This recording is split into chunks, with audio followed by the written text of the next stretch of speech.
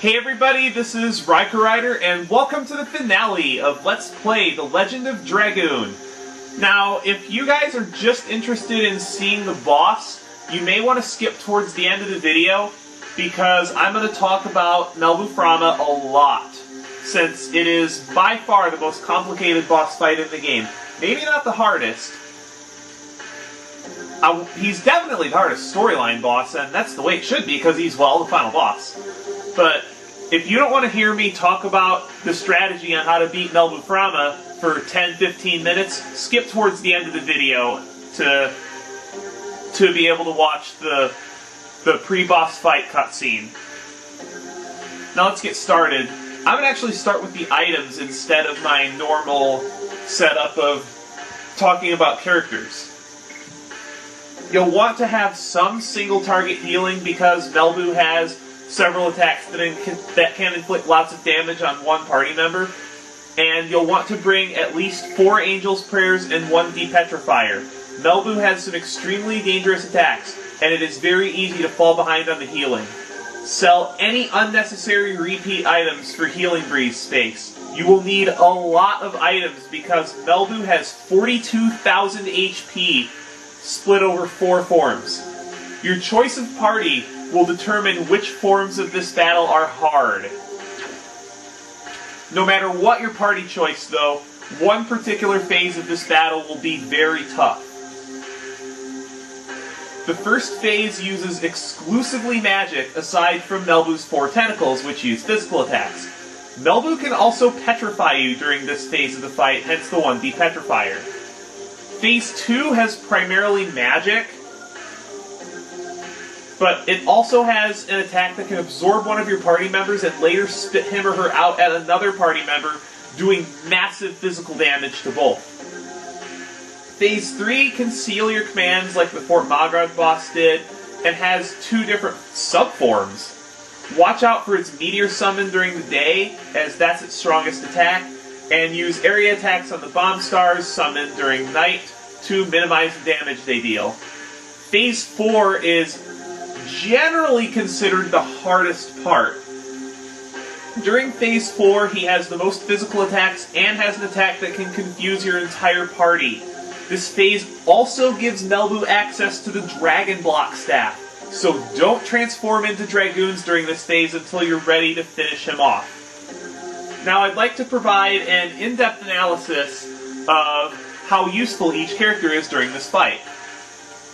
Well, Dart you have to use, and I would recommend Soul Eater Therapy Ring without a doubt, because that's just his best weapon setup. Phoenix Plume to prevent confusion, Red Dragoon Armor to avoid fire elemental attacks, because Melbu Framha can use attacks of all elements. And if you have both of the... Oh wait, no, that's the other one. If you don't have... if you're not going to be using a slower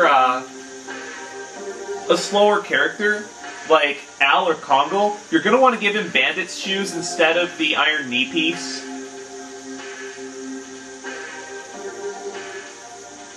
And, like I was saying, he absolutely needs to have Soul Eater Therapy Ring, because with a 450% Blazing Dynamo, which is what it's maxed at, it can still do a lot of damage even through Melbu's high across-the-board defenses. Also, this edition gives 150 SP per use if it's maxed, which will fill his gauge very quickly, letting him use his Dragoon form multiple times through the course of the battle. If you feel Dart needs to be tougher defensively, Dragon Helmet is an alternative to Phoenix Plume, but I find the status protection is more important for the last phase. I find that Dart is very strong in phases 1 and 3 and very weak in phase 4. But since you don't have a choice about using him, that's irrelevant. Rose should have Dragon Buster, Dragon Helmet, Dark Dragoon Armor, Dancer's Shoes, and Rainbow Earring. Dragon Buster with a max Demon's Dance at 500% is the strongest physical attack in the game, and Melbu's defense is a bit lower than his magic defense. The Dragon Helmet is to raise her HP, because she'll only have just north of 2,000 HP without it. And it also frees up her accessory slot for the Rainbow Earring, which is important to prevent status ailments. Rose's Dragoon form isn't terribly useful in this battle, even if you have the Darkness Dragon. Astral Drain just doesn't do enough, and Rose's magic just isn't high enough to even make the Darkness Dragon do that much damage. Rose is at her best in Phase 2, but she's going to have a lot of problems with Phase 3. The other two phases she's alright in, you just have to watch her HP, especially against physical attacks.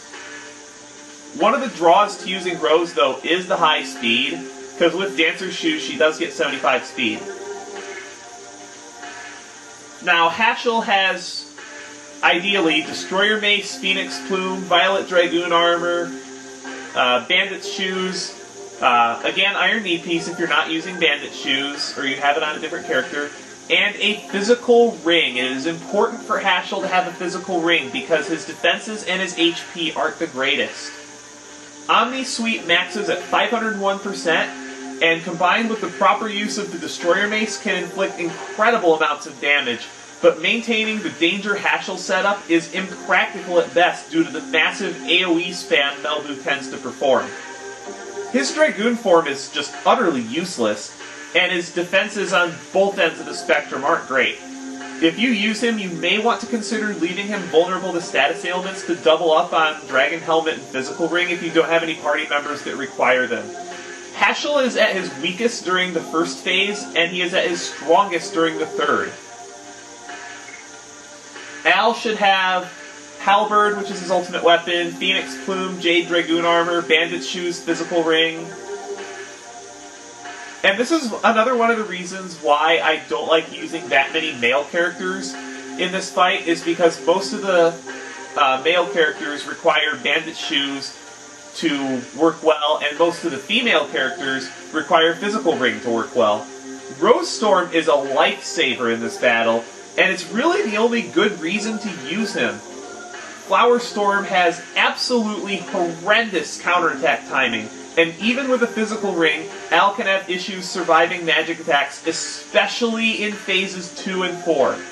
Though he does have high physical attack, Flower Storm's 405% damage isn't exactly impressive.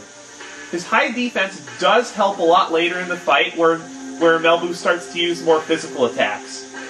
He starts out fairly weak, but gets marginally better towards the end of the fight, and he's probably his most useful in Phase 4, even though he can get one-shotted by the strongest of Melbu's magic attacks during that phase. Now, you guys are going to hate on me for this, but I don't like using Maru in this fight. The setup that I would recommend would be Pretty Hammer for extra SP gain, Dragon Helmet for HP, Blue Dragon Armor, Stardust Boots to dodge magic, and Physical Ring for more HP. This is one of the characters that you just have to double up Physical Ring and Dragon Helmet, and because of that you're going to mitigate what your other characters can do defensively. Maru just doesn't have the HP to work well in this fight, and this makes her vulnerable to Melbu's status ailments. Names are so similar, I get them mixed up. Anyway, because of this, as well as the fourth phase being so physical, I don't think Maru's a great choice. Her Rainbow Breath can bail you out by giving effectively extra healing breezes, and Maru's Dragoon summons, and just her magic in general, is strong enough to be worth using, despite Melbu's massive 250 magic defense. However, it's very easy for her to die later on in the fight when Melbu starts favoring physical attacks, especially in the last form, where she can be killed even from full HP. Though Maru's Perky Step does max at 600%, her piddly attack power, even with the Basher, means she should just focus on recovering her SP with her physical attacks rather than deal damage. She starts out and stays very strong for the first 50% of the fight, is pretty good in the third form, but she just gets annihilated towards the end of the fight, and it makes her very frustrating character to use because you'll just cruise through the first 3 forms and then die repeatedly to the last one. Kongol should be using Indora's Axe, Phoenix Plume, Gold Dragoon Armor, and the combination of Bandit Shoes and Bandit's Ring. Kongol has the exact opposite problem Maru does. He just gets obliterated by magic, especially earlier in the fight. You absolutely need Bandit's Shoes and Bandit's Ring, or he simply won't get enough turns to be useful. You could use a Dragon Helmet to raise his longevity, but that opens him up to status ailments, and you do not want Kongol getting confused with that massive amount of attack strength he has. Bone Crush maxing at only 300% actually makes his Dragoon form useful for a change. And one of the reasons why this is because it is easier to get perfects with his Dragoon edition, and the attack bonus can just end up being worthwhile. The magic defense buff is also very nice for him to have, though it's highly unlikely that you'll have his Dragoon form maxed, simply because of how small his SP gains are until you get his final edition. A big draw to using Kongol is that he is the only character that performs well in the final phase, but you still need to watch out for Melbu's magic. It is still very powerful against him during that phase. Overall, he starts out weak in the fight, but he gets progressively stronger the farther you go. If you can put up with him for the first couple of forms, he will see you through to the end of the fight. Lastly, Miranda. She should have Detonate Arrow, Phoenix Plume, Silver Dragoon Armor, Stardust Boots, and a physical ring. Miranda's Detonate Arrow can be mildly useful in the first phase when you have 5 targets, though I feel it's just more efficient for her to transform into a Dragoon and clear them out with the Star Children spell. Miranda has the highest endgame magic stats out of the entire party, even higher than Maru's, making her the best user of the Psych Bomb.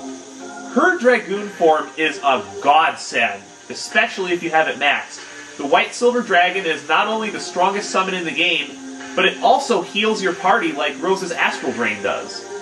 Moonlight serves as extra Angel's Prayers, Gates of Heaven serves as the same purpose as Maru's Rainbow Breath spell, and just her Dragoon form is so useful in general. The only issue I have with it is that her Dragoon attack, like her physical Dragoon attack, does not stack with the Detonate Arrow, so you won't be able to hit multiple enemies with it. The other issue with her is keeping her alive closer to the end of the fight. Miranda has slightly more HP than Maru, but her physical defense is horrendous, even weaker than Maru's, especially since her equipment is just less efficient than Maru's. She starts out strong at the beginning of the fight, but becomes a pain in the butt to keep alive the farther you go in. Some other equipment you may want to consider is Rose's Hairband, because Maru has some instant death attacks later in the fight, Talismans for the same reason, but I find those less useful because they take up your accessory slot. The Armor of Yore gives better magic defense on the boys in return for not being immune to their element due to not using Dragoon armor. Like I said in Maru's segment, you can use the Basher if you have Perky Step Max, but I think it's better to just prioritize keeping your SP up. Now, Miranda's natural magic defense is so high that she can afford to take a hit in return for the auto-life chance that the Angel Robe provides. She's going to be one-shotted by physical attacks anyway.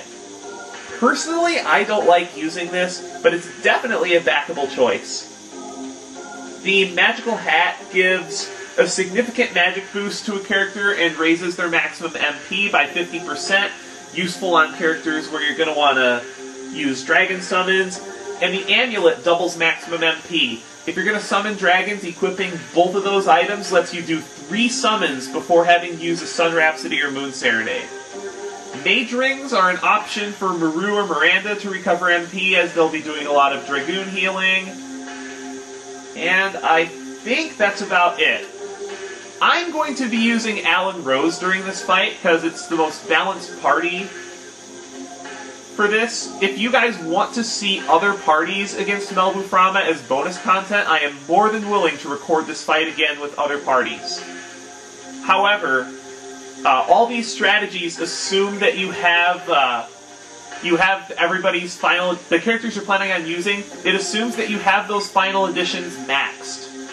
So I'm going to make this fight look a bit harder than it's supposed to be because I don't have maxed editions. Although I'm not that far off damage-wise, except on Rose, because her demon stance, like I said, maxes at an obscene 500%. Well, I think that'll about do it. Let's go into battle with Melbu Framha and end this. Our last battle.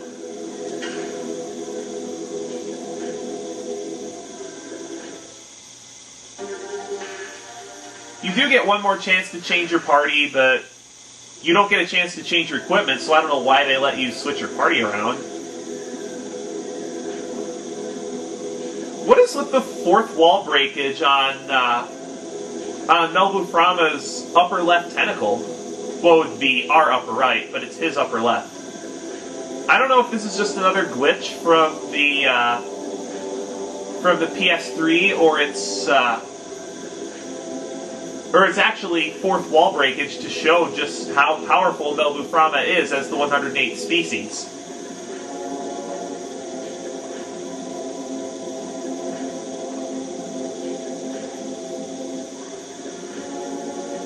I love how they all pull their weapons out like this at the end.